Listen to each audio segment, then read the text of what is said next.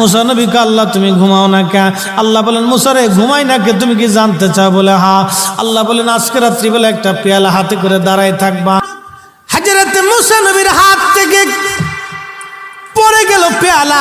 পড়ে যাওয়ার পরে মুসা আলাইহিস সালামকে আল্লাহ ডাক দিলেন, মুসা রে বুঝলা তো কি জন্য আমি আল্লাহ ঘুমাই না? আল্লাহ তুমি ঘুমাও না? বলে হ্যাঁ আমি ঘুমাই না। মুসা রে এক মুহূর্তের ভিতরে ঘুমের তন্দ্রায় হাত থেকে পানির পেয়ালা পড়ে গেল, ধরে রাখতে পারল না। আমি মালিক আল্লাহ যদি জিম দেই, সূর্যের জায়গা সূর্য থাকবে না, চাঁদের জায়গা চাঁদ থাকবে না, পৃথিবীর জায়গা পৃথিবী থাকবে না।